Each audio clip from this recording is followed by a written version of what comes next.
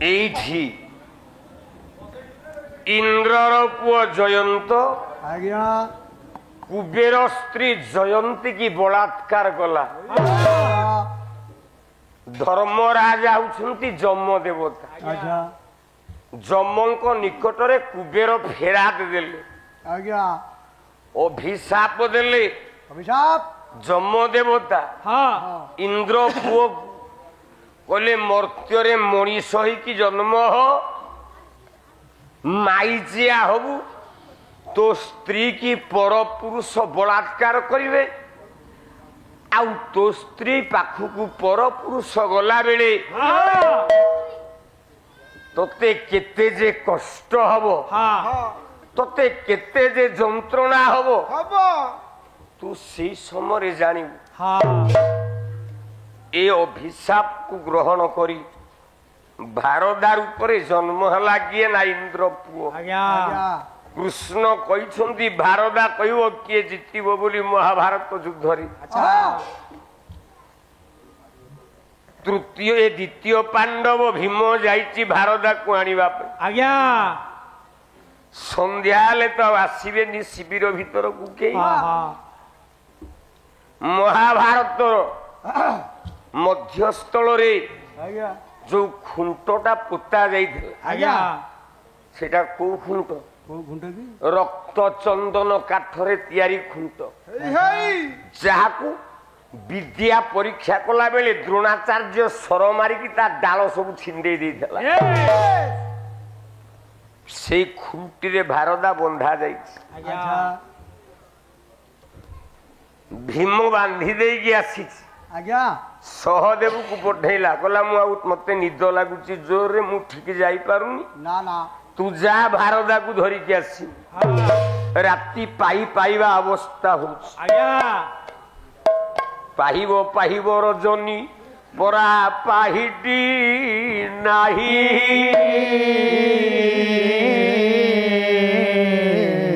ପୂର୍ବ ଆକାଶେ ତପନ ତୀର୍ଯ୍ୟ ଗତି ନାହିଁ, ସେ ଗତି ନାହିଁ ରେ ସେ ଗତି ନାହିଁ, ସେ ଗତି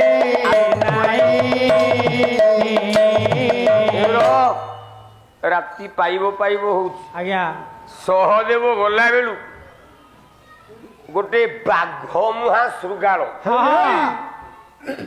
ତା ସ୍ତ୍ରୀ ହଉଛି ବାଘ ମୁହିଁ ଶୃଗାଳୀ। ଏ ଦି ଜଣ ଯାକ ଯାଉଛନ୍ତି। ଆଜ୍ଞା ଶୃଗାଳ ଯେତେବେଳେ ଯାଇ ଦେଖିଦେଲା ବନ୍ଧା ଯାଇଛି ଭାରଦା, ତାକୁ ଖାଇବାକୁ ଭାରି ମନ ହେଲା।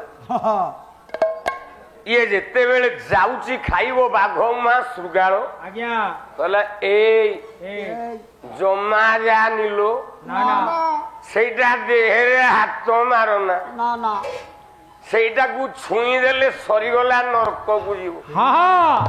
କାହିଁକି ନା ଜୀବନରେ ଇଏ ପ୍ରଭୁ ନାମ କେବେ ଧରିନି। ଯାହାକୁ ଖଜୁରିଆ କବି ଗୋପାଳ ପଣ୍ଡା ଧାଡ଼ିଏ ଲେଖିଲେ, କହିଲେ କୃଷ୍ଣ ନାମ ଯାର ନ ଧରେ ତୁଣ୍ଡ ମୋ ବାହାୟା ମନ,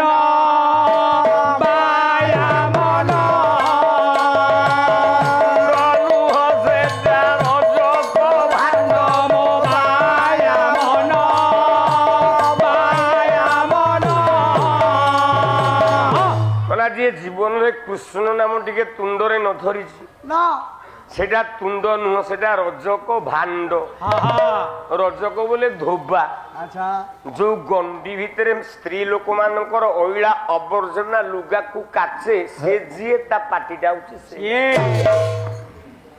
କହିଲା କୃଷ୍ଣ ନାମ ଯାନ ଧରେ ରସନା ମୋ ବାହାୟା ମନ,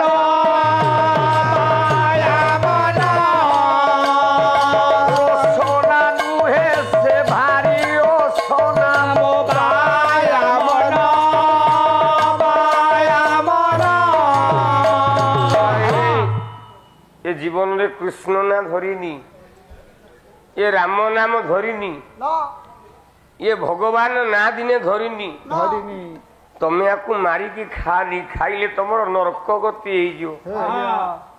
ନା ତାହେଲେ ୟାର କଣ ମୁକ୍ତି ନାହିଁ?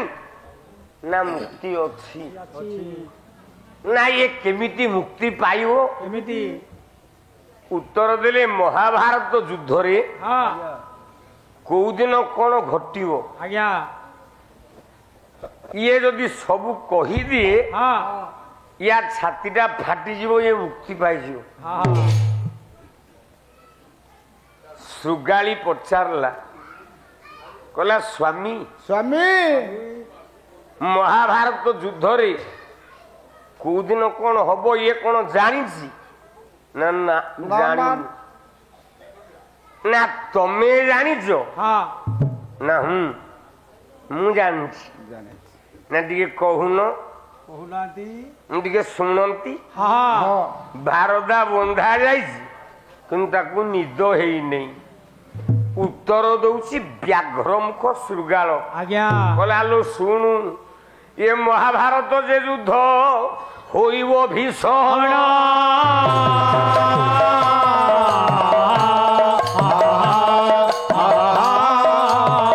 ଦେବବ୍ରତ ଭୀଷ୍ମ ସର ଶଯ୍ୟା 10 ଦିନ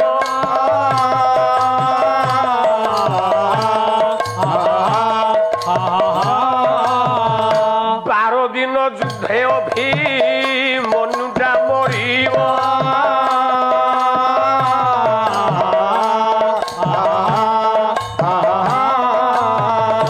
14 ଦିନ ଯୁଦ୍ଧରେ ଦ୍ରୋଣାଚାର୍ଯ୍ୟ ଜୀବ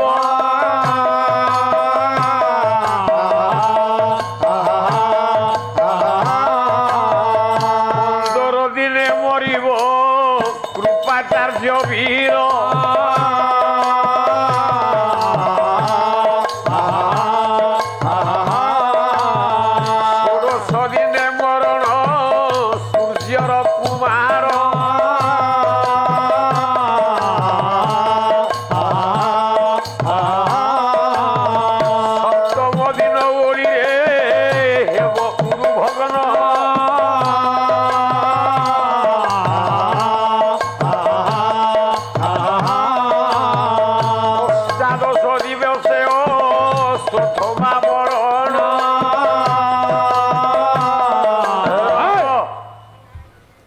ଯୋଉଦିନ 18 ଦିନ ହବ ସେଦିନ ଅଶ୍ୱତ୍ଥମା ମରିବ।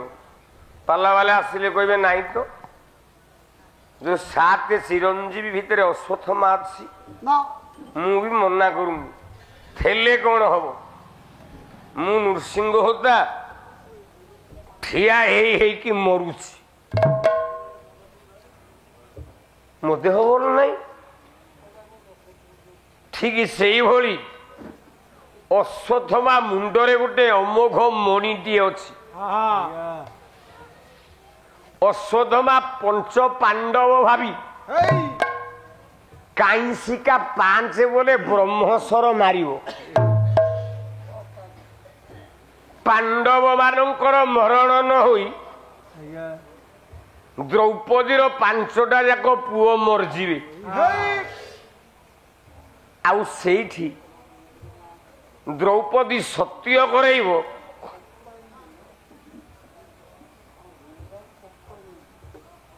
ଏ ବାବୁର ବୋଧେ ମୁଣ୍ଡ ଠିକ ନାହିଁ।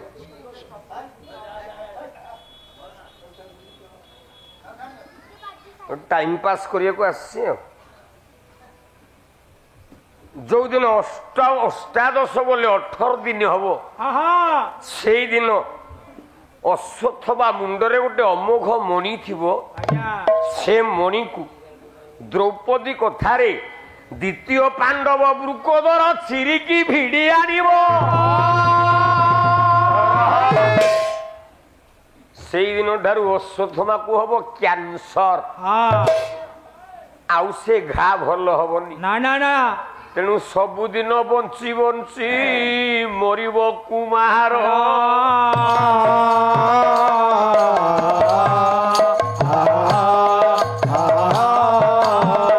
ସେ ବଞ୍ଚିବା ଅପେକ୍ଷା ଯେ ମରଣଟା ସାର। ବେଳେ ବେଳେ ଆମେ କହେନି ପ୍ରଭୁ ମରଣ ହେଇଯାନ୍ତା ମରିଯାଆନ୍ତି କି ଟିକେ ତରି ଯାଆନ୍ତି। ଯେତେବେଳେ ମଣିଷକୁ ଅଧିକ ଯନ୍ତ୍ରଣା ହୁଏ ଯେତେବେଳେ ମଣିଷକୁ ମାଲ ଅଧିକ କଷ୍ଟ ହୁଏ ସେତେବେଳେ ସେ ଭଗବାନଙ୍କୁ ଡାକିବ ପ୍ରଭୁ ମରିଯାଆନ୍ତି ହେଲେ ଅଶ୍ୱତ୍ଥମାକୁ ଭୀମ ଏମିତି ଅବସ୍ଥା କଲା ତା ମୁଣ୍ଡରେ କ୍ୟାନ୍ସର ହେଇଗଲା ଭିଡି ଆଣିଲା ମର୍କତ ଅମୋଘ ମଣିମାଳାକୁ ସେ ଘା ଜମା ଶୁଖିଲାନି ପୂଜ ରକ୍ତ ଧାର ଧାର ବହିକି ଗନ୍ଧେଇଲା ଏ ତ ବର ପାଇଯାଇଛି ଶିବଙ୍କଠୁ ଅଶ୍ୱତ୍ଥମା ସବୁଦିନ ବଞ୍ଚିବ ବୋଲି ମରିପାରୁନି କିନ୍ତୁ ସେ ଗନ୍ଧକୁ ସହିପାରୁନି ତାହେଲେ ସଜନ ବର୍ଗେ ଉତ୍ତର ଦେଲେ ସେଇ ଭାରଦା ଉତ୍ତର ଦେବ ସବୁ ଭାରଦା ସବୁ କହିଦେଲା ବାଘ ମୁଖ ଶୃଗାଳ ସବୁ ଶୁଣୁଛି ସହଦେବ ଯାଇଛି ଭାରଦାକୁ ଫିଟେଇକି ଆଣିବା ପାଇଁ ସହଦେବ ସବୁ ଶୁଣିଦେଲା ଆଜି ଯୁଦ୍ଧରେ କଣ ହବ କାଲି ଯୁଦ୍ଧରେ କଣ ହବ ପରଦିନ ଯୁଦ୍ଧରେ କଣ ହବ ସବୁ ଶୁଣିଦେଇକି ଜାଣିଦେଲା ସହଦେବ ହେଇଗଲା ଜ୍ଞାନୀ ଲଞ୍ଜାଟାରାଟା ଗଳିଛି କୃଷ୍ଣ ସହଦେବ ବସିଛନ୍ତି କୃଷ୍ଣ ପଚାରିଲେ ସହଦେବକୁ ଏ ସହଦେବ ଆରେ ଲଞ୍ଜାଟାରାଟା ପଡିଛି ଲଞ୍ଜାଟାରା ପଡିଲେ ସୁଖ ନା ଦୁଃଖ ସହଦେବ କହିଲା ଗାୟକ କେଶରୀ ଉଦୟନାଥ ରଥ ଶର୍ମା ଧାରିଟିଏ କଲମ କଲେ କଲା ବୋଲେ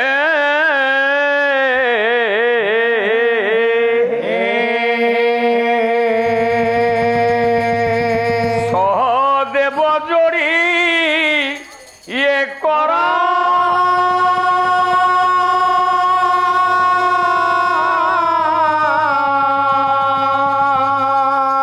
ଇଏ ଛଳ ଭାଷ କିମ୍ପା ଚକ୍ର ये धर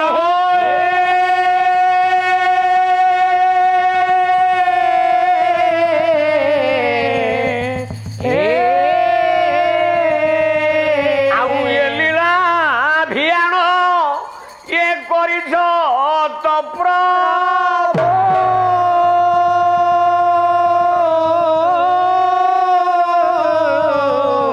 ये की को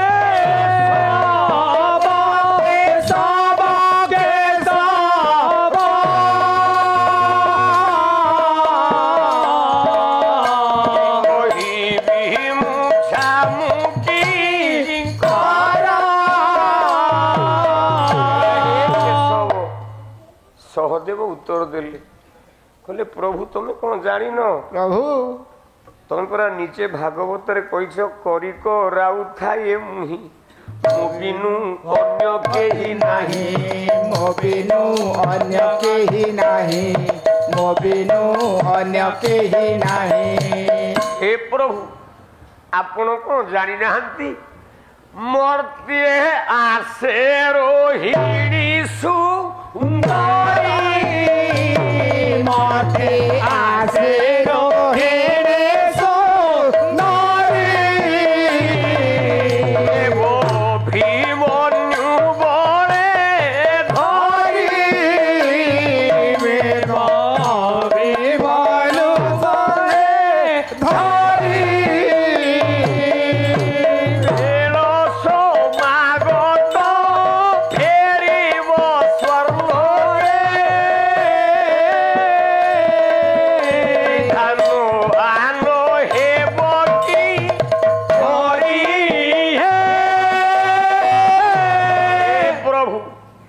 ଆପଣ ଜାଣିପାରୁନାହାନ୍ତି ଏଇ ଶିବିର ଭିତରକୁ ବର୍ତ୍ତମାନ ଚନ୍ଦ୍ର ସ୍ତ୍ରୀ ରୋହିଣୀ ଆସିବ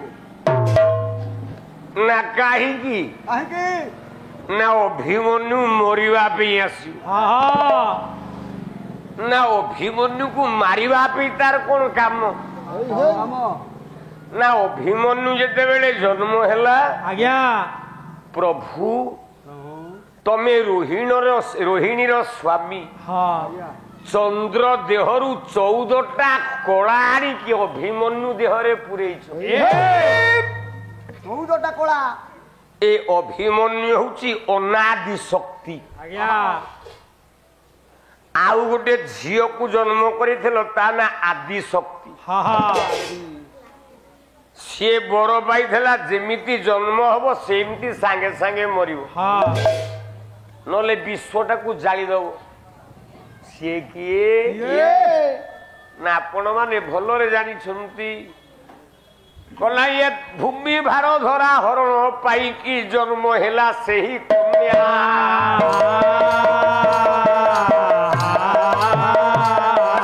नाम धाज होते विस्तारिला बाबू होइला बिजुली कन्या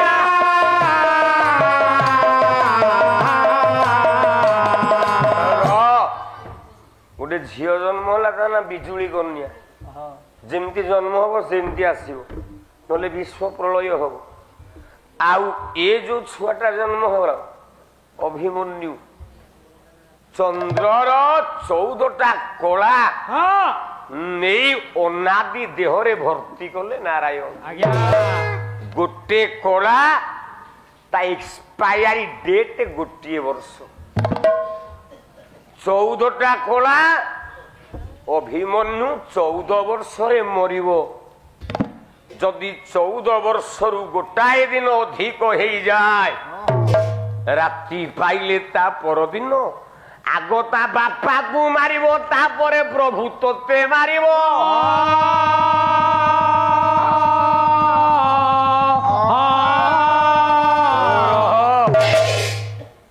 रागी गले भगवान कृष्ण आज्ञा बोले मातुल जस्य गोविंद पिता जस्य धनंजय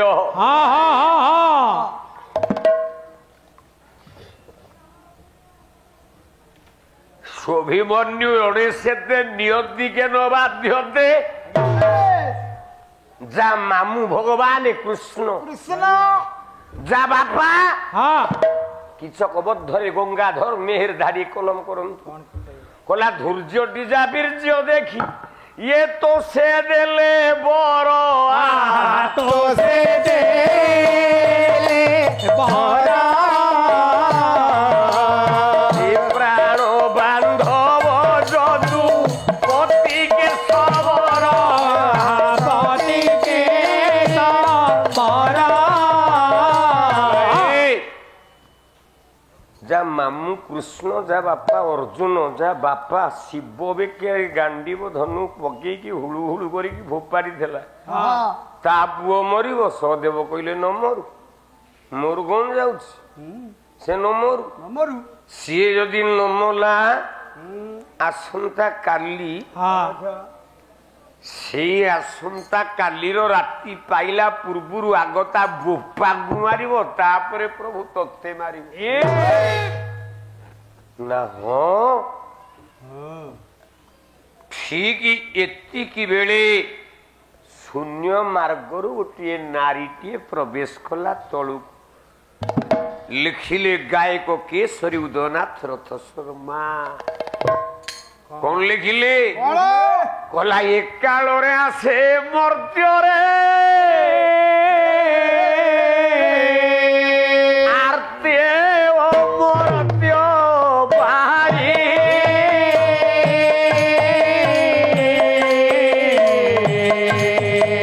कांदिला गोविंद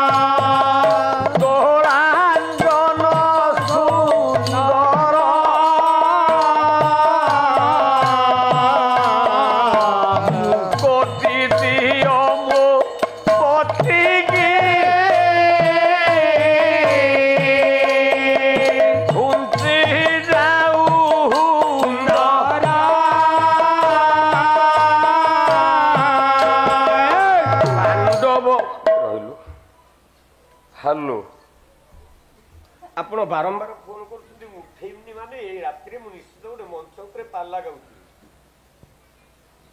आउ रखी दूसरी कौन बारंबार फोन कर तो अस्त व्यस्त करुच ଜାଣିଲ ଉଠେଇଲି ନାହିଁ ମାନେ ମୁଁ ମନୁଷ୍ୟ ଉପରେ ଅଛି। ପାଣ୍ଡବଙ୍କୁ ଦେବ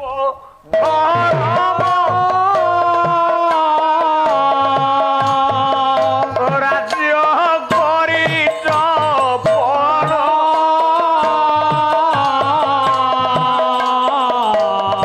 ପତି ପ୍ରଦାନେ ନିଷ୍ଠୁର ହୁଅ ନାହିଁ ଆପଣ।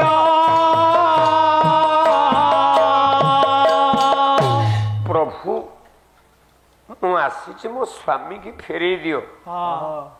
14 ବର୍ଷ ହେଲା ଯନ୍ତ୍ରଣା ପାଇଲିଣି। ବିରହ ଯନ୍ତ୍ରଣାରେ ମୁଁ ଜଳିଗଲିଣି। ପ୍ରଭୁ ମୋ ସ୍ୱାମୀ କି ବଞ୍ଚେଇ ଦିଅ, ମୋ ସ୍ୱାମୀ କି ମତେ ଫେରେଇ ଦିଅ। ସେ କିଏ? ନା ଚନ୍ଦ୍ରଙ୍କର ସ୍ତ୍ରୀ ରୋହିଣୀ। ତମେ କହିଥିଲ 14ଟା କଳା ଚନ୍ଦ୍ରର ନଉଛି 14 ବର୍ଷ ବଞ୍ଚିବ ତାପରେ ଫେରିଦେବି। ହେ ପ୍ରଭୁ ରାତି ପାଇଲେ 14 ବର୍ଷ ପୂରଣ ହବ। ମୋ ସ୍ୱାମୀ କି ଦେଇଦିଅ ପ୍ରଭୁ। କଲା ରକ୍ଷା କର ହେ ପ୍ରଭୁ ଦୀନତାର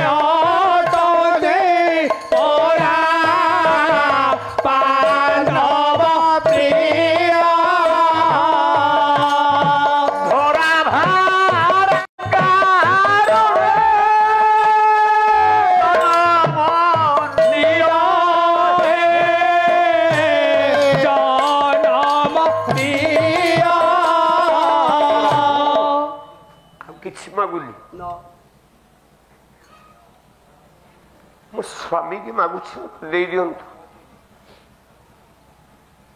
ପଡିଗଲେ ଅଡୁଆରେ କୃଷ୍ଣ।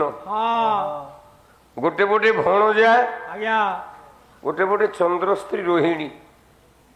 ପ୍ରଭୁ ବିଚାର କଲା କଲା କଣ କରିବି ନା ଏମିତି ଗୋଟେ ବାଟ ତିଆରି କରିବି ସାପ ମରିବ ବାଡି ଭାଙ୍ଗିବନି।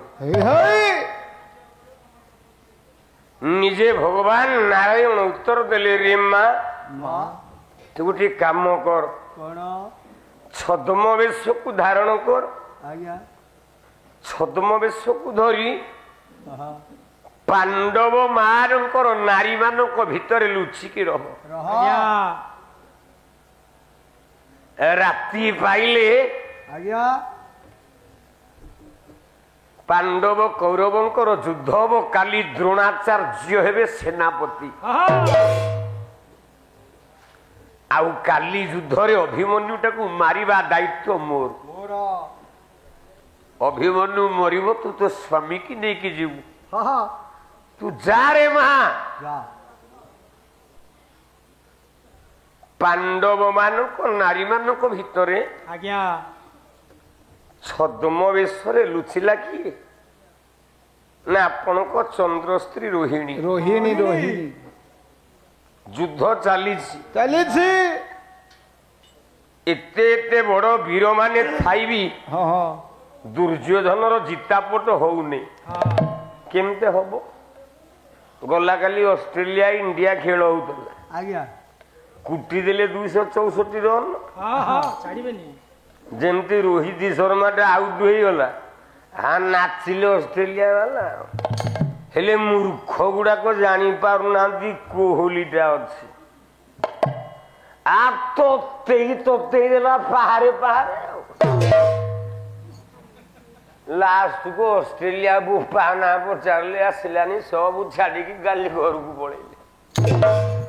India win. ତୁ ବୁଝିବା ଦରକାର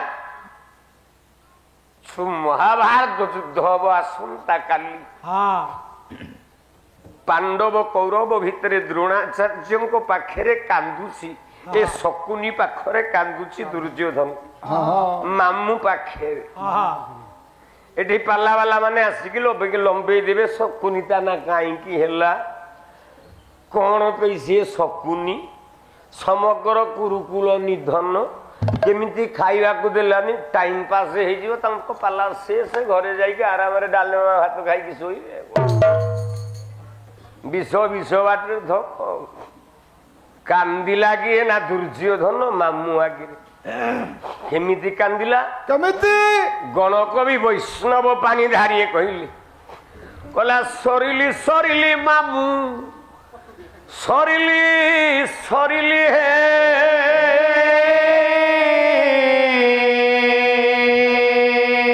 ବଂଶ ବୈରୀ ପଣ୍ଡୁ ସୁତେ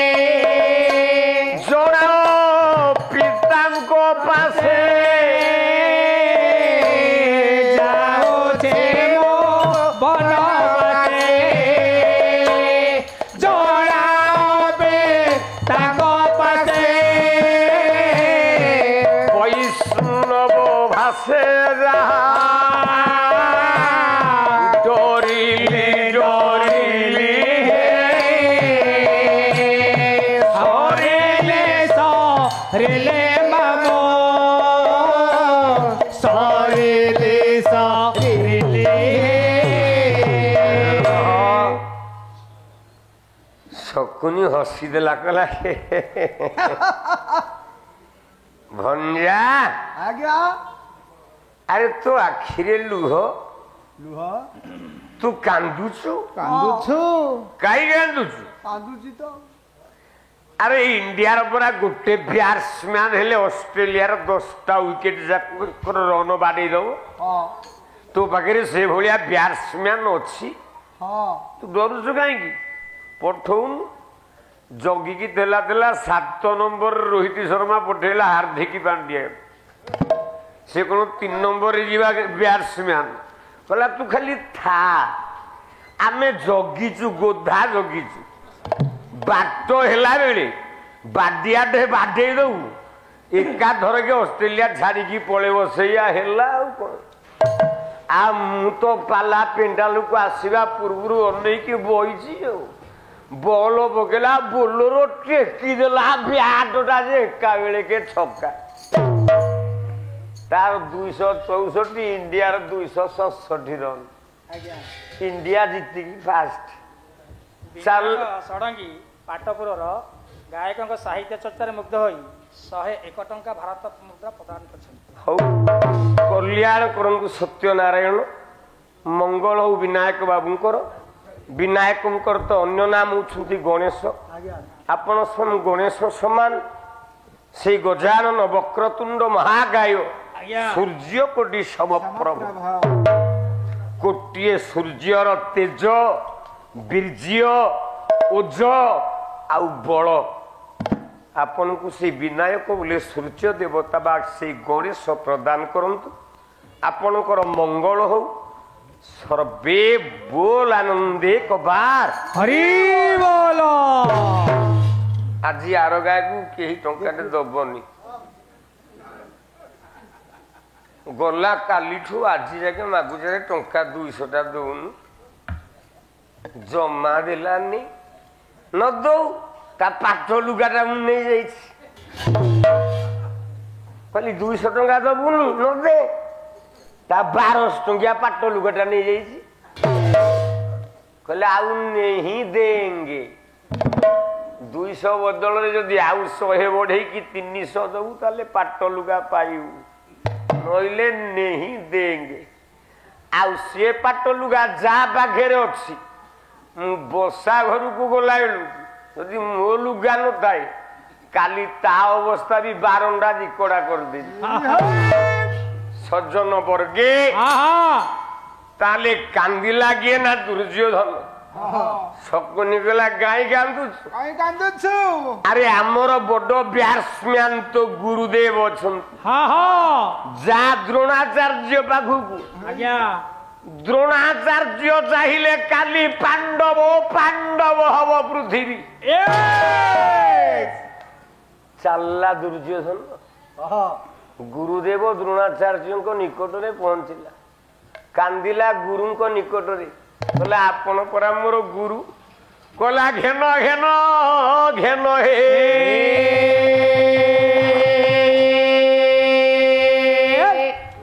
ଗୁରୁ ମୋର ଜଣାଣ ଗୁରୁ ମୋର ଜଣାଣ ଘେନ ଘେନ ଘେନ ହେ। ଅଣ୍ଟାଟା ତ କାମ କରୁନି ଆଉ କଣ କରିବି। ନହେଲେ ଗୋଟେ ଗୋଟେ ଆକ୍ସନରେ ସୁନା ଦାସ ଛାତି ଫଟେଇ ଦିଅନ୍ତୁ। ଏଟା ତ କାମ କରୁନି। ଡବଲ ବେଲ୍ଟ ମାରିକି ଆସିବାକୁ ପଡୁଛି ଆଉ କଣ କରିବି। କହିଲା ଘେନ ଘେନ ହେ ଗୁରୁ ମୋର ପ୍ରଣାମ ଗୁରୁ ମୋର ପ୍ରଣାମ ଘେନ ଘେନ ଘେନ ହେ।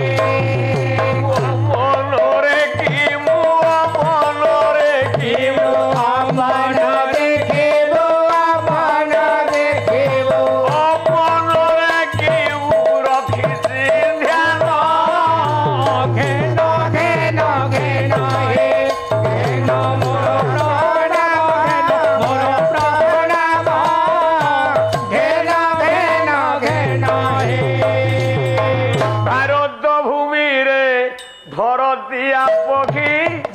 ঘণ্ট ঘোড়াই রখিল আপন ঘণ্ট ঘোড়াই রখিল আপন ব্যাধ মারি দেই মৃগুড়ি কুদেল ব্যাঘ মারি দেই মৃগুড়ি কুদেল আচবিতে তাকু বৈকুণ্ঠে স্থান ঘেন ঘেন ঘেন হে ঘেন মোর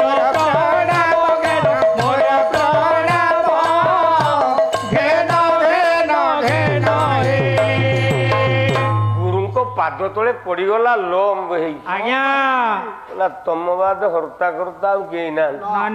ଆଉ ଗୋଟେ ପଦ ମନେ ପଇଲା। କଣ ମନେ ପଇଲା?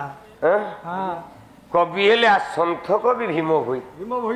ଭୀମ ଭୋଇ ଭଜନ ମାଳାରୁ କାହିଁକି ଗୋଟେ ପଦ ସାଙ୍ଗେ ସାଙ୍ଗେ ମନେ ପଡିଗଲା। ଭୀମ ଭୋଇ ପଦେ ଲେଖିଲେ କଣ ଲେଖିଲେ? କହିଲା ଗୁରୁ ହର୍ତ୍ତା କର୍ତ୍ତା ଦୈବ ବିଧାତା ଇଏ ଗୁରୁ ଇଷ୍ଟ ଦାତା ଶାସ୍ତ୍ରରେ କହି ଆଉ ସେ ଗୁରୁ ପୟରେ ଲୟ ଦେଲେ ତୁରେ ସେ ଗୁରୁ ପୟରେ ଲୟ ଦେଲେ ତୁରେ ବାଇରେ ଇଏ ଜମ ଯାତ ନା ଇଏ ବାଧିବ ନାହିଁ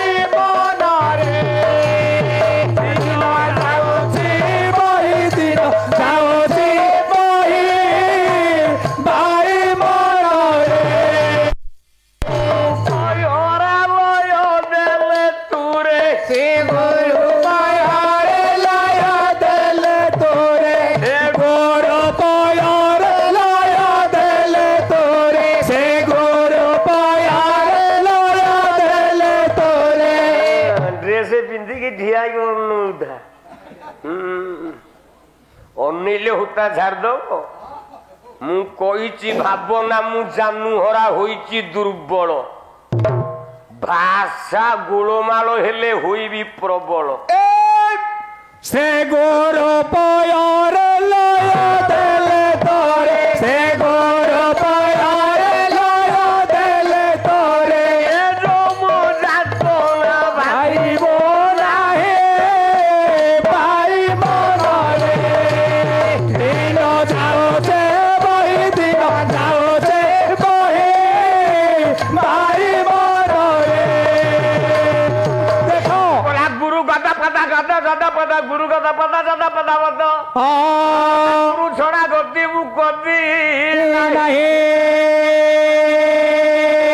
ଗୁରୁଙ୍କର କୃପା ପାଇଗଲେ ଥରେ ଗୁରୁଙ୍କର କୃପା ପାଇଗଲେ ଥରେ ଗୁରୁଙ୍କର କୃପା ପାଇଗଲେ ଥରେ ଗୁରୁଙ୍କର କୃପା ପାଇଗଲେ ଥରେ ସାରରେ ଓ ଜାମ୍ବର ଭାଇ ମନରେ ଦିନ ଯାଉଛେ ବହି ଦିନ ଯାଉଛେ ବହି ଭାଇ ମନରେ ମାମୁଁ ଶକୁନି ପ୍ରରୋଚନାରେ ଆପଣ ମାନଙ୍କର ଦୁର୍ଯ୍ୟୋଧନ ଗୁରୁଦେବ ଦ୍ରୋଣାଚାର୍ଯ୍ୟଙ୍କ ପାଦ ତଳେ ଶରଣ ନେଲା। ଆଉ ଦ୍ରୋଣାଚାର୍ଯ୍ୟ ସହିପାରିଲେନି କହିଲେ ଯା ଯା କହିଲା କାଲି ପୃଥିବୀ ହୋଇବ ଏ ପାଣ୍ଡବ ବିହୀନ ପାଣ୍ଡବ ବିହୀନ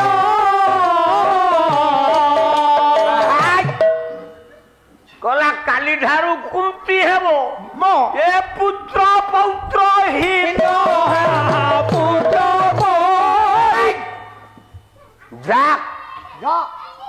କାଲି ମାରିଦେବି ସବୁ କାହାକୁ ରଖିବିନି କୋଉ ପଞ୍ଚ ପାଣ୍ଡବ ରହିବେନି ନା ନା ତାଙ୍କ ପିଲା ଛୁଆ କେହି ରହିବେନି ନା ନା ନା ନା ନା ବୋପାଲ ଏମିତିଆ ଅସ୍ତ୍ର ତମ ପାଖରେ ଅଛି ନା ହଁ ଆମେରିକାକୁ ସମସ୍ତେ କାହିଁକି ପିଲେ ଡରୁଛନ୍ତି ନା ତା ପାଖରେ ପରମାଣୁ ଶକ୍ତି ମେଞ୍ଚେ କଥା ହେଇଛି ତାପରେ ରୁଷିଆକୁ ଡରୁଛନ୍ତି ତାଠୁ ତାର ଟିକେ କମ ଅଛି ଆମ ଇଣ୍ଡିଆ ବି ଆଉ କମ ହେଇକି ନାହିଁ ଗୋଟିଏ ଘଣ୍ଟା ଯଦି ଛଡା ହେଇଯାଆନ୍ତା ପାକିସ୍ତାନିଆଙ୍କ ବେଣ୍ଟ ମାରି ଦିଅନ୍ତେ ଆମେ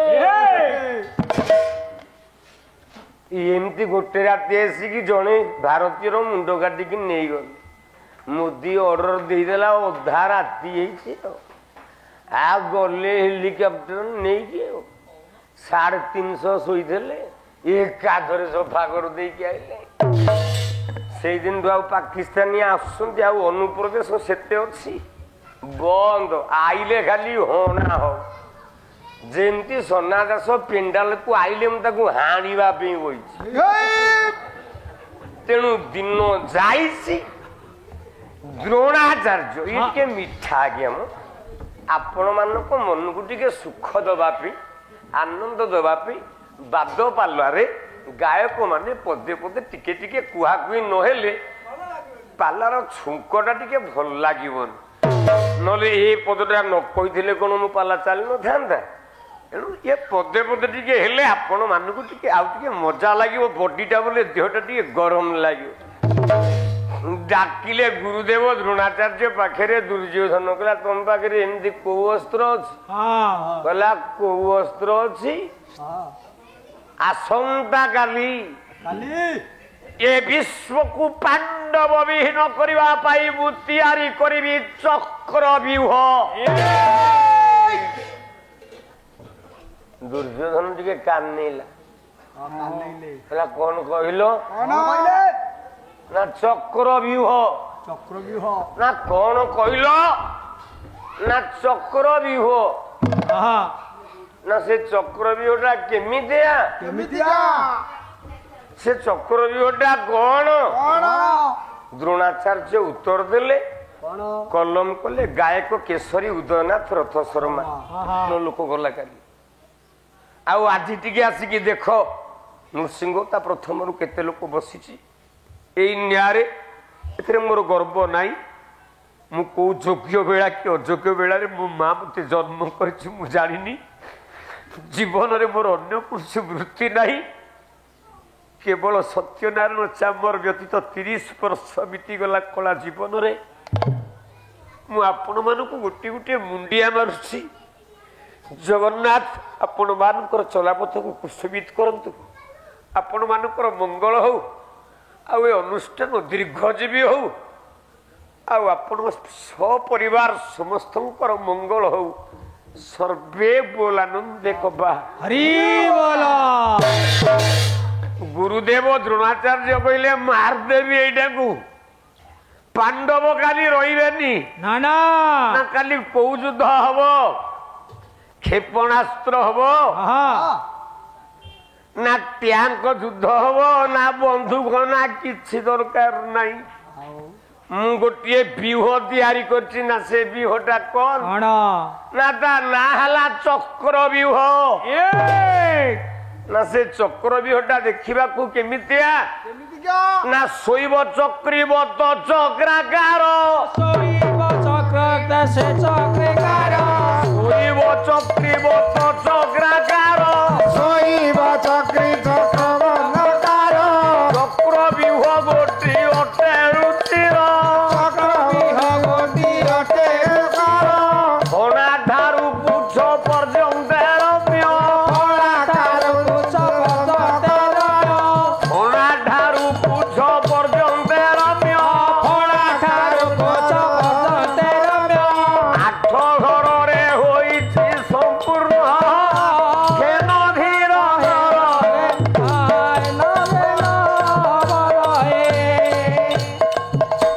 ଆନ ପ୍ରକାରେ ଦେବା ଯେ କି ଦୃଷ୍ଟାନ୍ତର। ଖେନ ଧୀର ରହେ ଆନ ପ୍ରକାରେ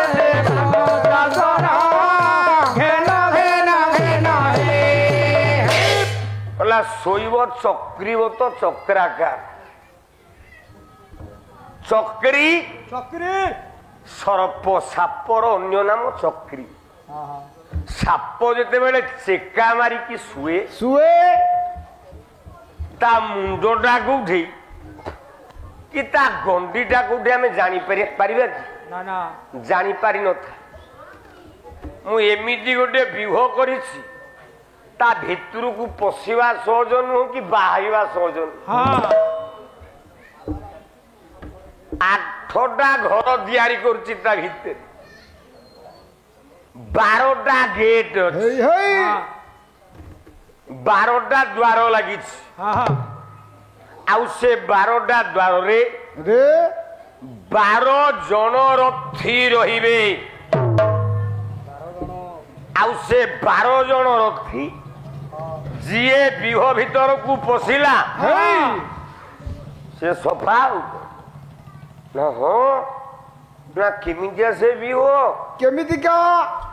ସେ ବ୍ୟୁହଟା କେମିତିଆ ତ ଜାଣି ହେଲାନି। ଗୁରୁଦେବ ରାତିରେ ଟିକେ ଭଲ ନିଦ ହବ ମ ଟିକେ ବତେଇ ଦିଅନ୍ତେନି କେମିତିଆ ସେ ବ୍ୟୁହଟା? ଗାୟକ କେଶରୀ ଉଦୟନାଥ ରଥ ଶର୍ମା। ଆଉ କିଏ ପଦ ଲେଖିବ? କଳା ଜଗତରେ ଅବିଭକ୍ତ କଟକ ଆଉ ଅବିଭକ୍ତ ପୁରୀ ଏ 2 ଜିଲ୍ଲାକୁ ବଳିଷ୍ଠ କଲେ 2 ଜଣ କବି, 2 ଜଣ ଗାୟକ। କଟକିଆ ଗାୟକ ଯେତେ ସେ ସବୁ ବଳୁଆ ହେଲେ କବି ମଞ୍ଜୁଳ କୃଷ୍ଣ ପ୍ରସାଦ ବସୁଙ୍କ ଲେଖା। ପୁରୀ ଜିଲ୍ଲାର ଗାୟକ ମାନେ ସବୁ ବଳୁଆ ହେଲେ ଗାୟକ କେଶରୀ ଉଦୟନାଥ ରଥ ଶର୍ମାଙ୍କ ଲେଖା। ସେତେବେଳେ ସଂସ୍କୃତ ନାଟକ ଗୁଡାକ ଚାଲି ନଥାଏ। ଉଦୟନାଥ ରଥ ଶର୍ମା ଚୌଖମ୍ବାରୁ ଏ ବହି ମଗାନ୍ତି। ନିଜେ ପଢି ରଥ ଶର୍ମା ନିଜେ ଲେଖନ୍ତି। ଏ ମଞ୍ଚକୁ ସେ ଆସନ୍ତି ନା ନାହିଁ ମୁଁ ଜାଣିନି। ହଁ ଧନ୍ୟ ଏ ମାଟି ଶାଳଗ୍ରାମ ଏ ମାଟି। ଉଦୟନାଥ ରଥ ଶର୍ମା ନିଜେ ସଂସ୍କୃତ ନାଟକକୁ ଓଡ଼ିଆରେ ଲେଖନ୍ତି ଆଉ ନିଜେ ଗାଆନ୍ତି। ଏଇଥିପାଇଁ ଦିନେ ଗାୟକ ଦ୍ରୋଣାଚାର୍ଯ୍ୟ ଅମର ଦାସ, ଗାୟକ ବଳଭଦ୍ର ପଣ୍ଡା ଭାଗବତ ଭୂଷଣ। ବଳଭଦ୍ର ପଣ୍ଡାକୁ କହିଲେ, ହେ ବଳିଆ ନା ମନେ ରଖ, ତମ ପୁରୀ ଜିଲ୍ଲାରେ ଯେତେ ଗାୟକ ଅଛ, ମୁଁ ତ କଟକିଆ ଗାୟକ, ମୁଁ ଏତିକି କହୁଛି, ତମ ପୁରୀ ଜିଲ୍ଲାରେ ଯେତେ ଗାୟକ ଅଛ ସବୁ ଗୋଟେ ଗୋଟେ ଗଣ୍ଡି। ମାତ୍ର ଗାୟକ କେଶରୀ ଉଦୟନାଥ ରଥ ଶର୍ମା ହଉଛି ମୁଣ୍ଡ। ତା ପାଦ ଧୂଳିକି ସାରା ଓଡ଼ିଶାର କୋଉ ଗାୟକ ସମାନ ହେଇପାରିବ ନାହିଁ। ସେଇ ଉଦୟନାଥ ରଥ ଶର୍ମା ପଦେ କହିଲି, ମୁଁ ଶୁଣିବିନି? ଗାୟକ କେତେ ପଦ ଆଜି ଉଦୟନାଥ ରଥ ଶର୍ମା ସାହିତ୍ୟ ଗାଉଛ? କହିଲା ଚକ୍ର ବିହ କଲେ ଦ୍ରୋଣ ତିଆରି, ଚକ୍ର ବିହ କଲେ ଦ୍ରୋଣ ତିଆରି, ଚକ୍ର ବିହ କଲେ ଦ୍ରୋଣ ତିଆରି, ଚକ୍ର ବିହ କଲେ ଦ୍ରୋଣ ତିଆରି, ଆଦ୍ୟ ଦ୍ୱାରେ ହେଲେ ଆପେ ଦୁଆରି, ଆଦ୍ୟ ଦ୍ୱାରେ ହେଲେ ଆପେ ଦୁଆରି, ଦ୍ୱିତୀୟ ଦ୍ୱାରେ ଦୁଶିଳାର କାନ୍ତ, ଦ୍ୱିତୀୟ ଦ୍ୱାରେ ଦୁଶିଳାର କାନ୍ତ, ଦ୍ୱିତୀୟ ଦ୍ୱାରେ ଦୁଶିଳାର କାନ୍ତ, ଦ୍ୱିତୀୟ ଦ୍ୱାରେ ଦୁଶିଳାର କାନ୍ତ, ତୃତୀୟ ଦ୍ୱାରେ ରହେ ରବି ସୁତ, ଚତୁର୍ଥରେ ସନ୍ୟ, ଚତୁର୍ଥରେ ସୈନ୍ୟ, ଚତୁର୍ଥରେ ସୈନ୍ୟ, ପଞ୍ଚମେ କୃପାଚାର୍ଯ୍ୟ ମହାମଲ, ଚତୁର୍ଥରେ ସୈନ୍ୟ, ଚତୁର୍ଥରେ ସୈନ୍ୟ।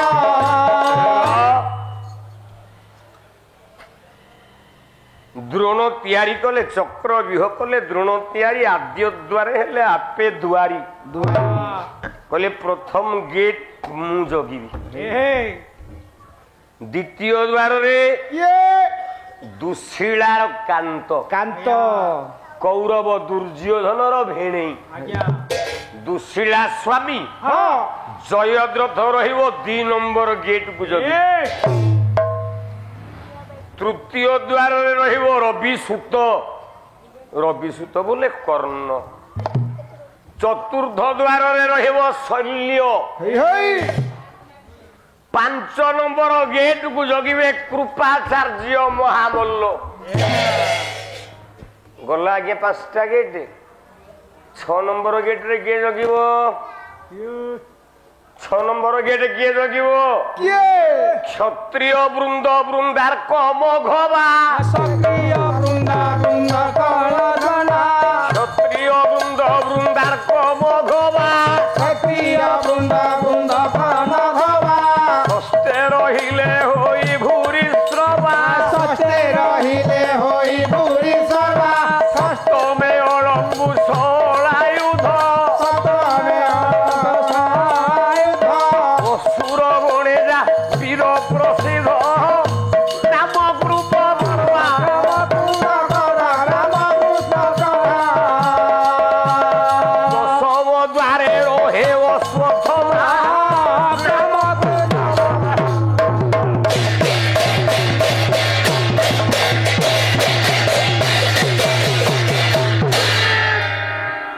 ବୋଲା ଏକାଦଶ ଦ୍ୱାରେ ରହେ ଲକ୍ଷ୍ମଣ କୁମାର,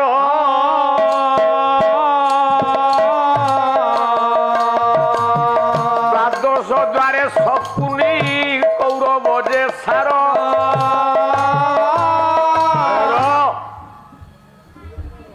11 ନମ୍ବର ଗେଟକୁ ଜଗିଲା ଅଶ୍ୱତ୍ଥମା। କହିଲା ବାବା ମେହୁନା ମୁଁ ଅଛି, ଭୟ କରନା, ଗୋଟେ ଗେଟ୍ ଦାୟିତ୍ୱ ମତେ ଦିଅ। 11 ନମ୍ବର ଦ୍ୱାରକୁ ଜଗିଲା ଅଶ୍ୱତ୍ଥମା। 12 ନମ୍ବର ଗେଟରେ ଶକୁନି, ତା ସାଙ୍ଗରେ ଦୁର୍ଯ୍ୟୋଧନର 21ଟା ଭାଇ ଆଜ୍ଞା ମରି ସାଇଲେଣି। ସେତେବେଳକୁ ଅଛନ୍ତି 97 ଭାଇ ବୋଲି 79ଟା ଭାଇ। 12 ନମ୍ବର ଗେଟକୁ ଶକୁନି ସାଙ୍ଗରେ ମାନ ଗୋବିନ୍ଦ ଦୁର୍ଯ୍ୟୋଧନ ଇତ୍ୟାଦି 79 ଭାଇ ଜଗିକି ରହିଲେ। 79 ଭାଇ କୌରବ ମାନଙ୍କର ଗୁପ୍ତଚର ଏପଟେ ପାଣ୍ଡବଙ୍କ ଗୁପ୍ତଚର ପାଣି ଟିକେ ଦେ ପାଣ୍ଡବ ମାନଙ୍କର ଗୁପ୍ତଚର ଆସିକି ମାଲ ଜଣେଇ ଦେଲା ପାଣ୍ଡବକୁ କହିଲା କାଲି ଆଉ କେହି ବଞ୍ଚିବନି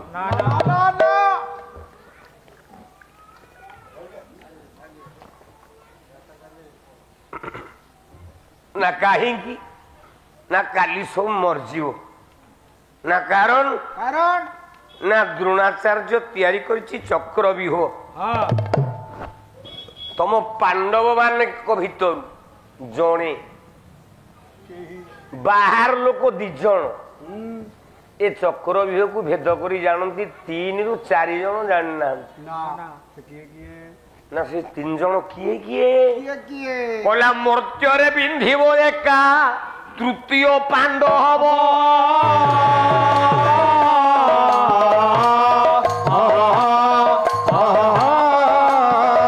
ସ୍ୱର୍ଗରେ ବିନ୍ଧିବ ଲାଖ ନିଶ୍ଚୟ ବାସବ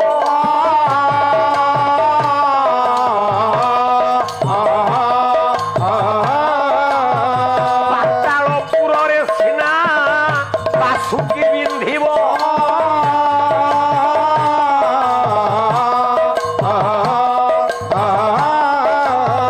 ଏହି ତ୍ରୟ ଛାଡ଼ିଦେଲେ କେହି ନ ପାରିବ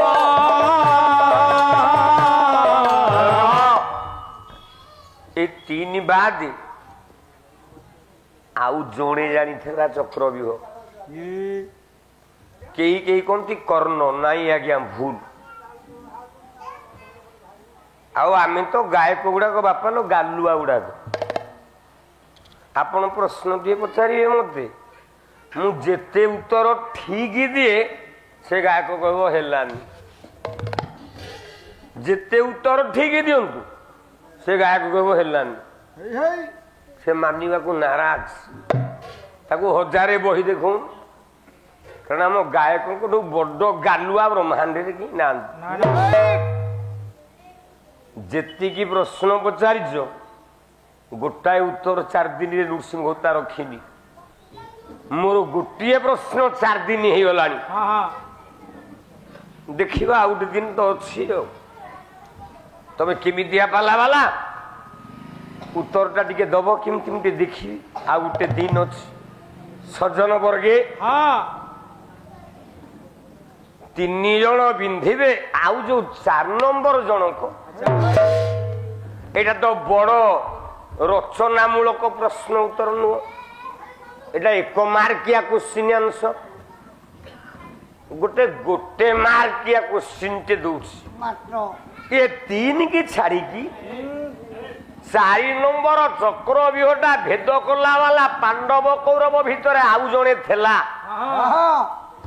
ତା ନାଁଟି କଣ 4 ନମ୍ବର ନାଁଟି କଣ ଧାଡ଼ିକିଆ ପ୍ରଶ୍ନ ଉତ୍ତର ମାତ୍ର ଏଥିରେ କିଛି ଲମ୍ବିବାର ନାହିଁ ଗାୟକ ଟିକେ ଆସିକି କହିବେ ଆପଣ ମାନେ ଟିକେ ଶୁଣିବେ ମତ ନିଦ ହବନି ମୁଁ ବସିକି ବି ଶୁଣିବି ଦେଖିବି ଟିକେ ଉତ୍ତରଟା କେମିତି ଆସୁଛି ସଜନ ବର୍ଗେ ଉତ୍ତର ଦେଲେ ଚକ୍ରବ୍ୟୁହ ହବ ଏପଟେ ଜଳଧର ବ୍ୟୁହ ରଚନା କରିଛି ମୟସୁର ଅର୍ଜୁନକୁ ମାରିବା ପାଇଁ ଭଗବାନ କୃଷ୍ଣ ଅର୍ଜୁନକୁ ନେଇ ଜଳଧର ବ୍ୟୁହକୁ ଭାଙ୍ଗିବାକୁ ନେଇକି ଛୁ କାହିଁକି ନା କଥା ଦେଇଛନ୍ତି ଅଭିମନ୍ୟୁ ମରିବ ଚନ୍ଦ୍ର ତା ସ୍ୱାମୀର କଳାକୁ ପାଇବ ଯଦି ଅର୍ଜୁନ ରହିଲା ସେ ତ ଚକ୍ରବ୍ୟୁହ ଭେଦି ଦବ ଅଭିମନ୍ୟୁ ମରିବ କେମିତି କୃଷ୍ଣ ନେଇକି ଛୁ ଗୁପ୍ତଚର ଆସି କହିଦେଲା ପାଣ୍ଡବ ମାନଙ୍କୁ ଆସନ୍ତା କାଲି ଯୁଦ୍ଧରେ ଦ୍ରୋଣାଚାର୍ଯ୍ୟ ଚକ୍ରବ୍ୟୁହ କରିଛନ୍ତି ଆପଣ କି ବଞ୍ଚିବେନି ଯୁଧିଷ୍ଠିରଙ୍କ କାନରେ ବାଜିଗଲା ଚକିତ ହୋଇ ଭାରନ୍ତି ଇଏ ବସି ଧର୍ମସୂତ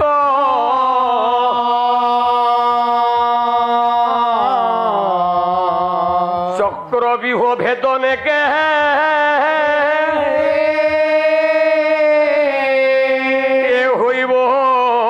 ସାମର୍ଥ୍ୟ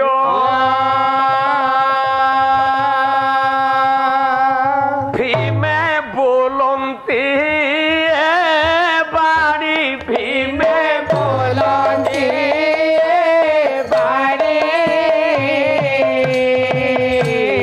বিহ ভেদি পারিবু কি বীর চূড়া मोरे में बोलते बाड़े বিহ ভেদি পারিবু কি বীর छोड़ा मोरे শুনি বীর বৃকোদর এ বদন্তি উত্তর बोलते तारा দেখা শুনা নাহি চক্র বিহকি यारा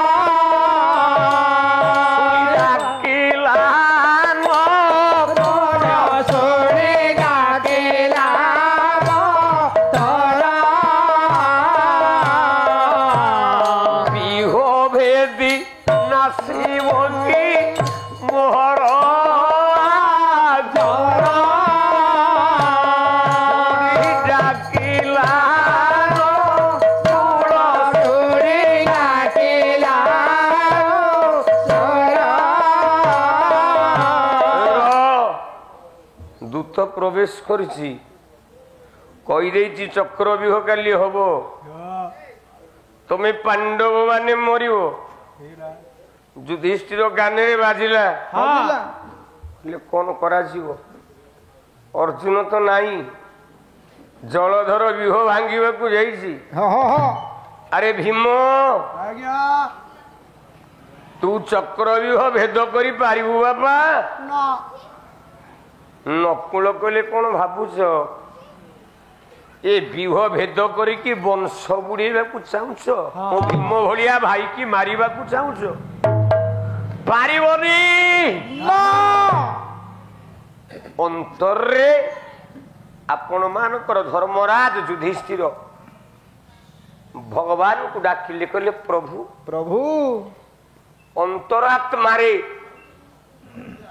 ନାରାୟଣ ସତରେ ଆମେ ଚକ୍ରବ୍ୟୁହ କଣ ଭେଦ କରିପାରିବୁନି ପ୍ରଭୁ ପ୍ରଭୁ ପଚାରିଲା ବଡ ବାପା ବଡ ବାପା କଣ ହେଇଛି ବଡ ବାପା କଣ ହେଇଛି କଣ ହେଇଛି ବଡ ବାପା କାହିଁ ଏତେ ବଡ ବିଷାଦ ଚିତ୍ତ ବିଷାଦ ଦୁଃଖ ହୃଦୟ ନାରେ ଗୁରୁଦେବ ଦ୍ରୋଣାଚାର୍ଯ୍ୟ କରିଛନ୍ତି ଚକ୍ରବ୍ୟୁହ ଭେଦନ ତୋ ବାପାକୁ ବିନ୍ଧିବା କଥା କିନ୍ତୁ ଜଳଧର ବିହକୁ ଚାଲି ଯାଇଛି ତୋ ବାପା ନାହିଁ ଅଭିମନ୍ୟୁରେ ଆଜ୍ଞା କାଲିଠୁ ଆଉ ଆମ ମାନଙ୍କୁ ତୁ ଦେଖିବାକୁ ପାଇବୁନି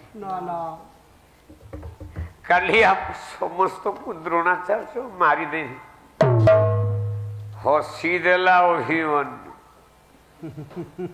କହିଲା ବଡ ବାପା ମେହୁ ନା ଅଛି ନା ମୁଁ ପରା ଅଛି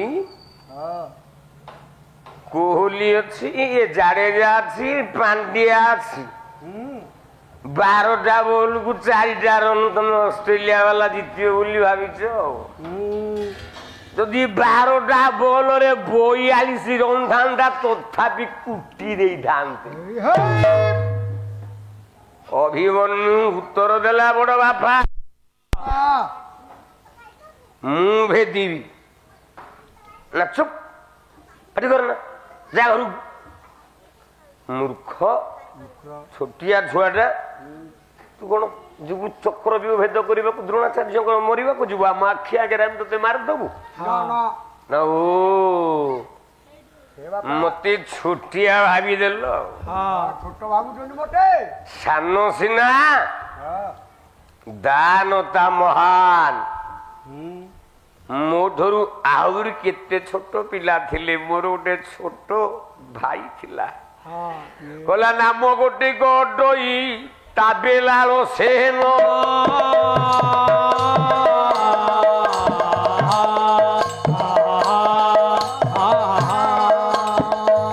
ଭାଳେଶ୍ୱରରେ ଘାଇଲା ଭଗବାନ କୃଷ୍ଣ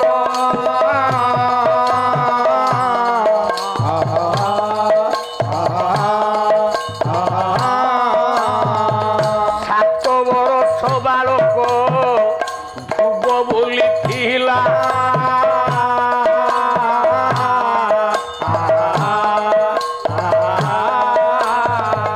ପିତା ବାଇ ସିନା ଧ୍ରୁବ ମଣ୍ଡଳର ଥିଲା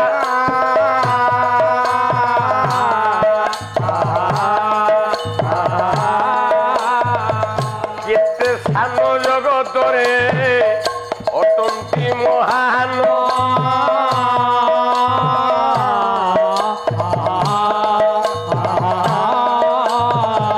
ସାତ ବରଷ ବାଜିଆ ଦେଶ ପାଇଁ ପ୍ରାଣ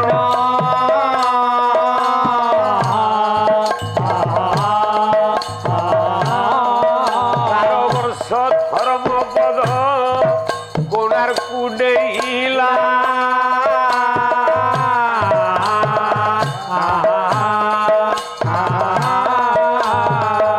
ଜାତି ପାଇ ଦେଶ ପାଇ ନାମ ରଖିଗଲା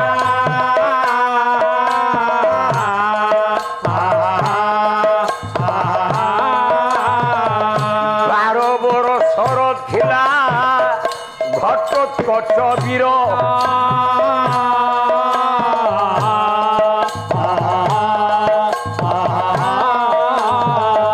ଯାର ବୀର୍ଯ୍ୟ କୌରବେ হইলে অস্থির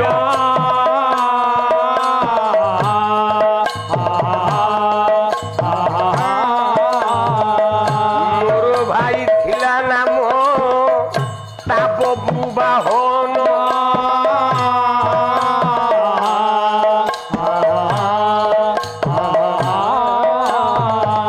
অপটরে হরি নেলা কৃষ্ণ তার প্রাণ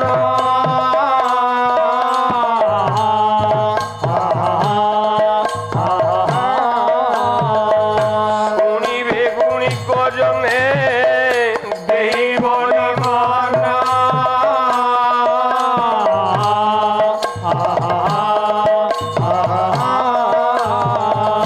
যাহা যাহা ন্যায় মান আলোচনা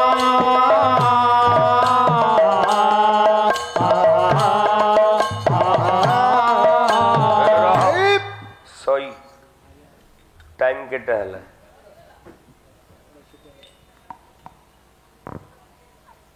ନଅଟା ଛପନ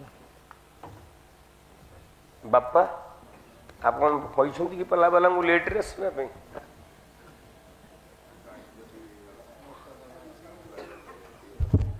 ଗଲା କାଲି ପାଲା କେତେଟାରେ ଆରମ୍ଭ ହୋଇଥିଲା 7ଟା ପ୍ଲସ୍ ହେଇଗଲା ମୁଁ ବସିଛି ଆପଣ ମୋ ପାଖରେ ଥିଲେ ଆଜି ମୋ ଭାଇ ଯାଇକି ପହଞ୍ଚିଲେ କହିଲେ ସାର୍ କ'ଣ ଟାଇମ୍ ହେଇନି କହିଲେ ଦେଖ ଟାଇମ୍ 6:36 5-7 ମିନିଟ୍ ଏପଟ ସେପଟ ହେଇପାରେ 6:30ରୁ 10 ବାଜିଲା ମୋ ଭଙ୍ଗା ଦେହ ଭଙ୍ଗା ହୃଦୟ ଆଚ୍ଛା 10ଟା ବାଜିଲାଣି ପାଲାବାଲାଙ୍କର ଦେଖା ନାହିଁ ସେ ଆସିବେ କେତେଟାରେ 11ଟାରେ ଆସିବେ ଡିଜେ ହେଲା ବାୟକ ପାଇଁ ମୁଁ ଆଇଲା ବେଳକୁ ଡିଜେ ଅଛି କି ନୃସିଂହ ତା ମଞ୍ଚ ଉପରେ ଠିଆ ହେଲା ବେଳେ ସମୟକୁ ଦେଖେନି କିନ୍ତୁ ବୁଝିବା ଦରକାର ଆମେ ମାନବ ହୃଦୟରେ ଗୋଟେ ମଣିଷର ଅବସ୍ଥା କ'ଣ ଅଛି ଯଦି ତାହା ଆମେ ନ ଭାବିବା ତାହେଲେ ସମସ୍ତ ବ୍ୟବସାୟ କରୁଛନ୍ତି ସମସ୍ତେ ବେପାରୀ ସେଥିରେ କହିବାର କ'ଣ ଅଛି ସଜ୍ଜନ ବର୍ଗେ ଉତ୍ତର ଦେଲେ ଅଭିମନ୍ୟୁ କହିଲା ବଡ଼ ବାପା ଅଭିମନ୍ୟୁ କହେ ମାତା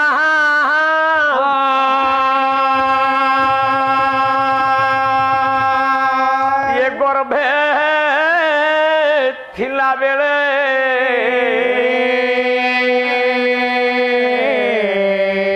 ଦିନେ ଅଭିମୟ ଦିନେ ଚକ୍ରବ୍ୟୁହ କଥା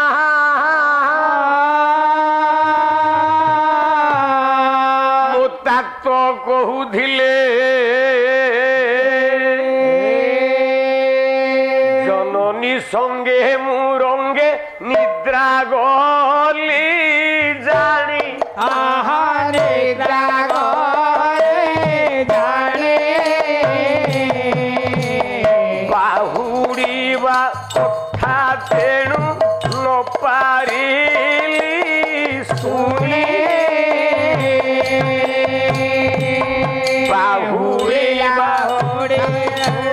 न पारिले सुने ଏ ବଡ଼ ବାପା ମୁଁ ଚକ୍ରବ୍ୟୁହ ଭେଦ ଜାଣିଛି ନା କେମିତି ଜାଣିଲୁ କିରେ ନା ମୁଁ ମୋ ମା ଗର୍ଭରେ ଥିଲି ମୋ ବାପା ଏ ଚକ୍ରବ୍ୟୁହକୁ କେମିତି ଭେଦ କରାଯାଏ ମୋ ମାକୁ ଶୁଣଉଥିଲି ମୋ ମା ଗର୍ଭ ଭିତରେ ମୁଁ ଅଛି ମୋ ମା ଶୁଣୁଛି ମୁଁ ଶୁଣୁଛି ଯେତେବେଳେ ଚକ୍ରବ୍ୟୁହ ଭେଦ କରିକି ବାହୁଡ଼ିକି ଫେରି ଆସି ମୋ ମାଟାକୁ ଅଳସିଆ ଅଳସିଆ ଲାଗିଲା ମୋ ମାଟା ଶୋଇ ପଡ଼ିଲା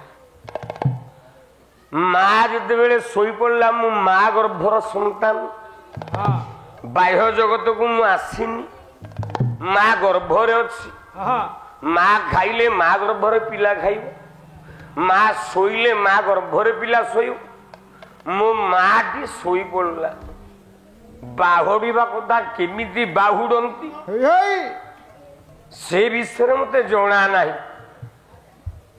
ଅନେଇକି ଠୋଠ ହସିଦେଲା ଭୀମ କହିଲା ମଲା ତୁ ଖାଲି ଟାଇମ ପାସ୍ ଟା କରିଦେ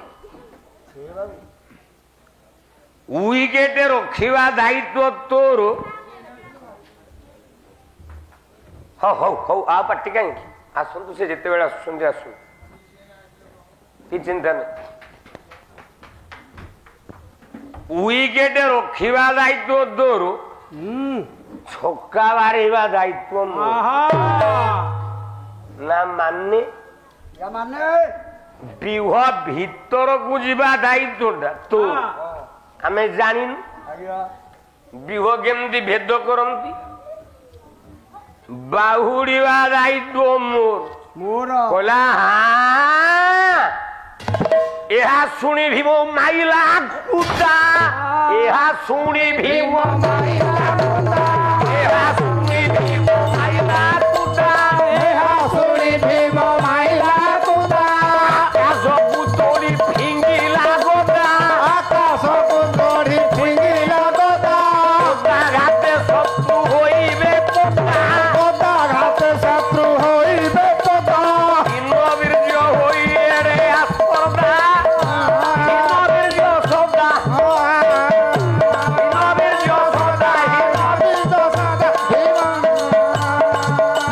ଶତ୍ରୁ ଶିରେ ବସାଇବି ବସୁଧା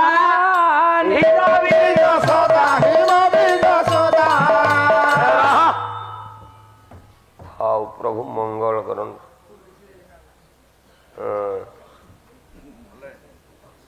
ସାରେଇଲେ କି ପଠେଇଲେ ନାଇଁ ସାରେଇଲା କି ପଠେଇଲେ ଆଉ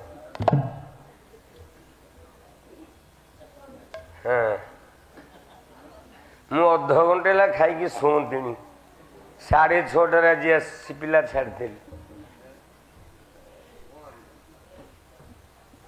ମଣିଷ ଗୋଟେ ନା ହସି ଦବ ଯେତେବେଳେ ଟିକେ ନାକୁ এইথিপাই লোকটাকে ভারি ভাল পায় হ্যাঁ বাহ চিন্তা কর না ମୁଁ ଅଛି ଦି ପାଳି ଚଳିଦେବି ଖାଲି ତମେ ପଦେ ଖାଲି ହଁ ହଁ କରିଦେଲେ ଲାଭ ସଜ୍ଜନ ବର୍ଗେ ଉତ୍ତର ଦେଲା ଭୀମ ଉଠେଇଲା ଗୋଦା ଫୋପାଡ଼ି ଦେଲା ଉପରକୁ କହିଲା ଚାଲ ତୁ ଖାଲି ୱିକେଟ ଜଗ ମୁଁ ଏକା ନିଅନ୍ତ ବାଡେଇବି ପାହାର ପାହାର ଗୋଟିଏ ଗୋଟିଏ ବାଡିଆରେ ସାବାଜ କରିଦେବି। ମୋ ତାହେଲେ ଏଡେ ବଡ ୱିକେଟ ଅଛି। ରାତି ପାଇ ପାଇ ଆସିଛି। ଠିକ ସେତିକି ବେଳେ ଅଭିମନ୍ୟୁ ଯୁଦ୍ଧ ବେଶକୁ ଯିବା ପାଇଁ ନିଜ ସ୍ତ୍ରୀ ପାଖରେ ପହଞ୍ଚିଛି। ବଡ ବାପାଠୁ ଆଦେଶ ଦେଇଛନ୍ତି। ବିରାଟ ରାଜା ଝିଅ ଉତ୍ତରା ହଉଛି ସ୍ତ୍ରୀ। ଡାକିଲା ଉତ୍ତରା ଉତ୍ତରା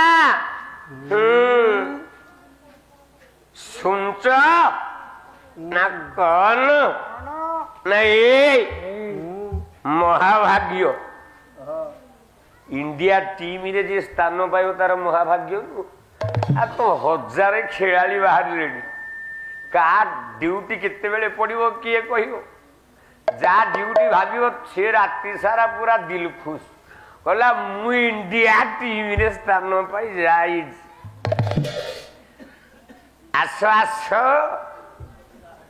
ଆସ ଆସ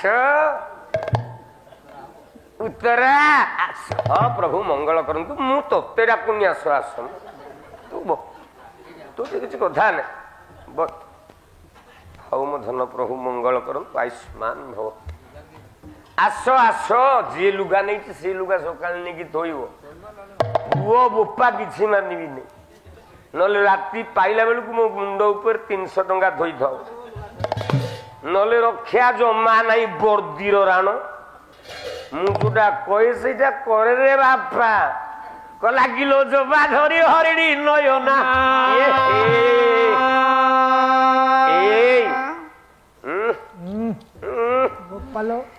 ଜମା ଧରି ହରିଣୀ ନୟନା ମତେ ନୟନ ବାଣରେ ହାଣି ଦେଲା ରେ।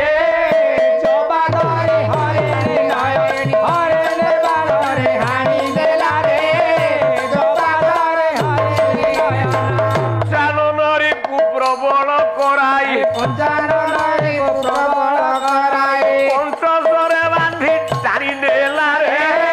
ଜବା ଧରି ହରିଣୀ ନୟନ ନୟନ ବାଣରେ ହାଣି ଦେଲା ରେ। ଜବା ଧରି ହରିଣୀ ନୟନ। କହିଲା ମନେ ଭାବି ବିଚାର କର। ତୁ ବିଚାର କରିବା ଦରକାର ନାହିଁ। ତୁ ତୋର ବସ୍। ତୋ ଭଳିଆ ପିଲା ମିଳିବା ଭାରି ଇଏ ଆନନ୍ଦମ ସ ଆନନ୍ଦମ। ବ୍ରାହ୍ମଣ ହାତ ତ ମୁଣ୍ଡରେ ପଡୁଛି। କହିଲା ମନେ ଭାବି ବିଚାର କର। କାହାର ଏ ଲଳନା ବର? କାହାର ଏ ଲଳନା ବର? କାହାର ଏ ଲଳନା ବର? ହେବ ଯେବେ ସତୀ ଅପର ନାୟିକା। ହେବ ଯେବେ ସତୀ ଅପର ନାୟିକା। ରହସ୍ୟ ପ୍ରାଣ ଧନ୍ୟ ହେଲା ରେ।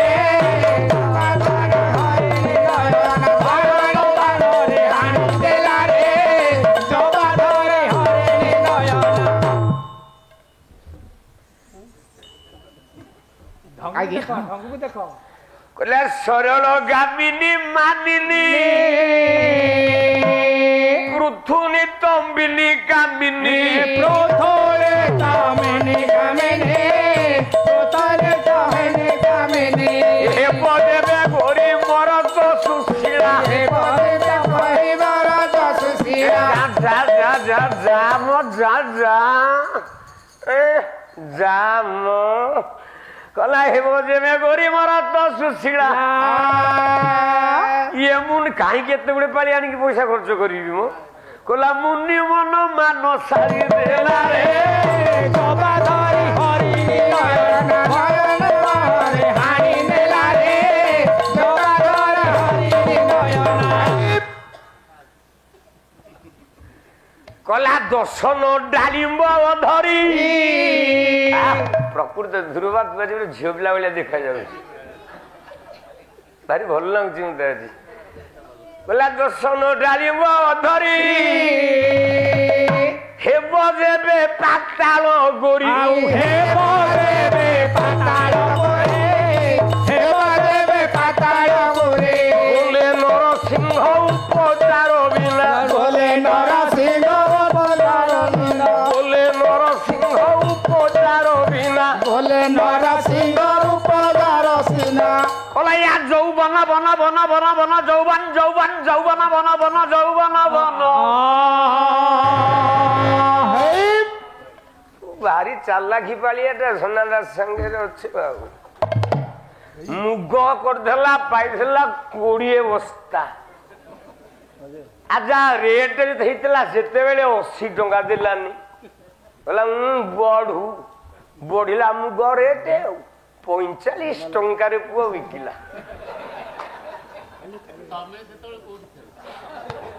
45 ଟଙ୍କାରେ ମୁଗ ବିକିଲା କହିଲା ବୋଲେ ନରସିଂହ ଉପଚାର ବିନା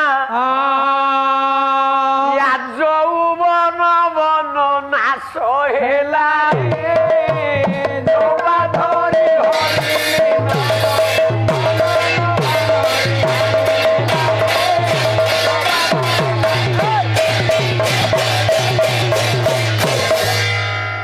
ସ୍ତ୍ରୀଠୁ ବିଦାୟ ନେଇ ଯୁଦ୍ଧ କ୍ଷେତ୍ରକୁ ଯାଇଛି ଯୁଦ୍ଧ ପଡ଼ିଆରେ ଅଭିମନ୍ୟୁକୁ ଛାଡ଼ିଛି ଅଭିମନ୍ୟୁ ମରିବ ଜୟଦ୍ରଥ ବଦ୍ଧ ଆରମ୍ଭ ହବ ମୁଁ ବସିକି ଶୁଣିବି ଯଦି ଜୟଦ୍ରଥ ନହେଲା ପଇସା ଯଦି ଟଙ୍କାଟେ ଅଧିକ ଦବ ତାହେଲେ ଗାଁ ମୁଣ୍ଡରେ ମୁଣ୍ଡ ବାଡ଼େଇକି ମରିବି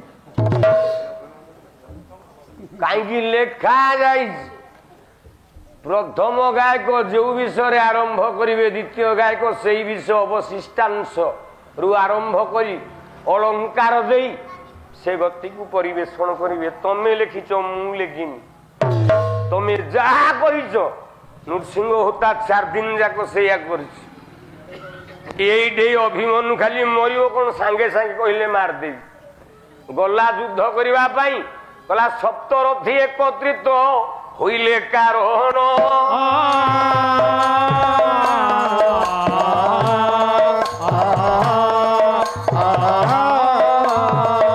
জয়দ্রথ হেলা যার বিনাশ কারণ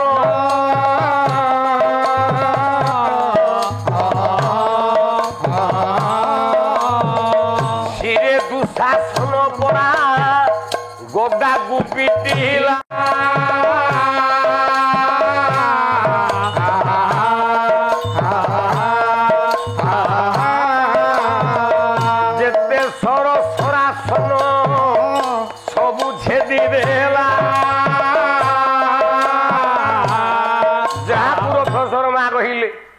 কলে ছেদিলে সর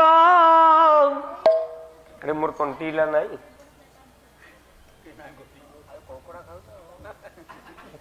ତମକୁ ମିଳୁନି ଏ ତ ଆଉ କାଲି ବ୍ୟବସ୍ଥା କରେଇଦେବି ଆଉ କଣ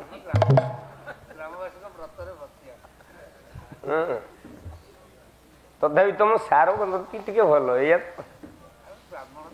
ଆଚ୍ଛା ତା ତଣ୍ଟିଟା ଝିଅ ପିଲା ତଣ୍ଟି ଭଳିଆ ଲାଗୁଛି ନା ମୋ ତଣ୍ଟିଟା ଝିଅ ପିଲା ତଣ୍ଟି ଭଳିଆ ଲାଗୁଛି ଗୋବିନ୍ଦା ମୋ ତଣ୍ଟିଟା ଝିଅ ପିଲା ତଣ୍ଟି ଭଳିଆ ଲାଗୁଛି ତୁ ପ୍ରକୃତରେ ଅଣ୍ଡିରେ ହାତ ବାହାରି ଯା ତଣ୍ଟି ଏଇଆ ଘରେ ହେଇଥାଉ କଲା ଛେଦିଲେ ସର ସରା ସହନତା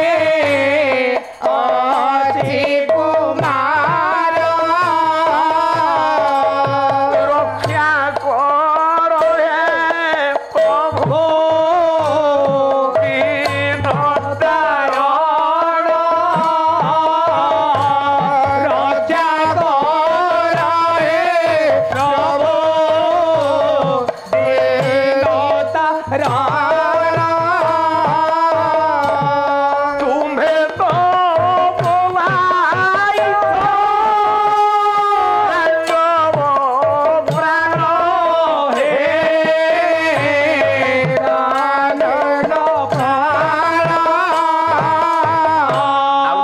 দিলে কোন হব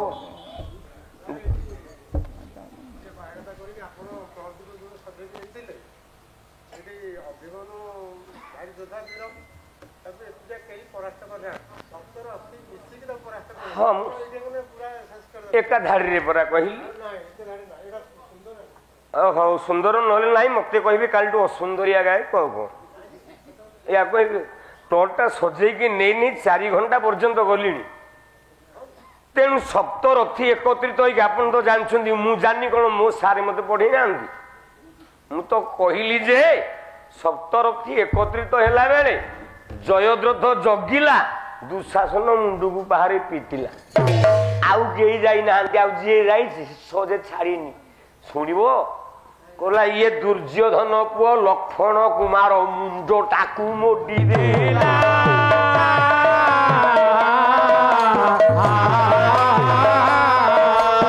वंश बुड़िला वंश कहीं रही